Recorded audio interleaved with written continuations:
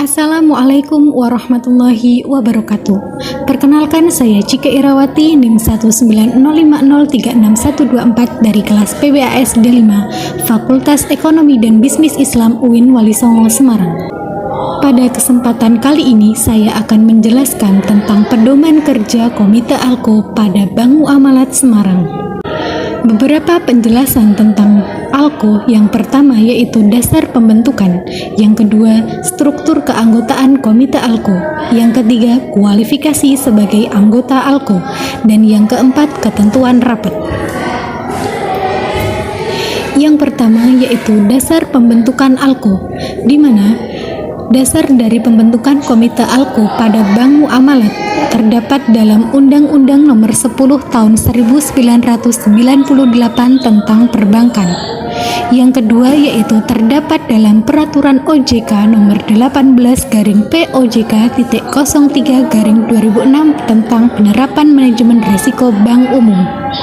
Yang ketiga yaitu Anggaran Dasar Bank Muamalat Semarang (TBK). Yang kedua yaitu struktur keanggotaan.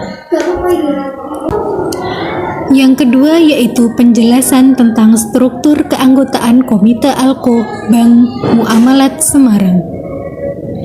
Struktur keanggotaan anggota ALKO yang pertama yaitu Direktur Utama sebagai Ketua, yang kedua Direktur Keuangan sebagai Ketua Pengganti, dan dianggotai oleh Direktur Retail Banking, Direktur Wholesale Banking, dan Direktur Unit Usaha Syariah, serta Direktur Resiko. Yang ketiga, penjelasan tentang kualifikasi menjadi Komite ALKO di Bank Muamalat Semarang. Kualifikasi yang pertama yaitu pemahaman mengenai faktor-faktor risiko dan kondisi pasar yang mempengaruhi produk atau aktivitas fungsional bank.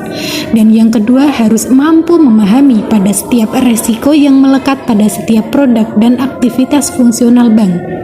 Yang ketiga, yaitu pendalaman dan kemampuan untuk mengkomunikasikan implikasi eksposur risiko bank secara tepat waktu. Berikutnya yaitu tugas dan wewenang ALKO di Bank Muamalat Semarang. Yang pertama yaitu mengoptimalkan struktur neraca dan permodalan pada bank. Yang kedua, mengembangkan yang menguntungkan bagi Bank Muamalat dengan jangka menengah dan jangka panjang. Menyetujui kebijakan terkait dengan short term liquidity, structural liquidity, dan capital.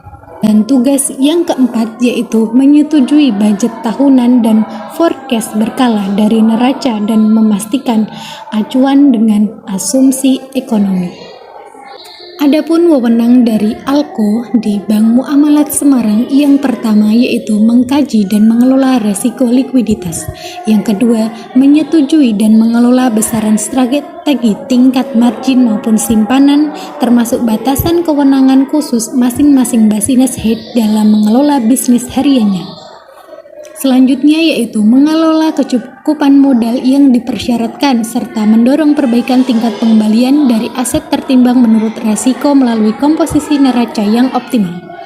Wewenang yang keempat yaitu mengkaji, menyetujui atas recovery plan dan memastikan kepatuhan atas peraturan yang berlaku. Selanjutnya berkaitan dengan ketentuan rapat ALKO di Bank Muamalat Semarang.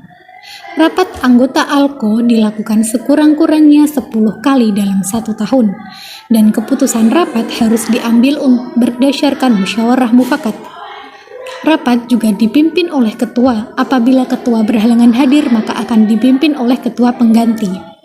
Dan pada saat yang diperlukan, ALKO dapat mengikut sertakan pejabat eksekutif Bank Muamalat dari unit terkait dari luar anggota untuk hadir dalam rapat.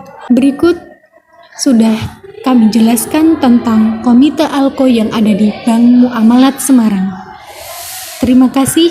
Wassalamualaikum warahmatullahi wabarakatuh.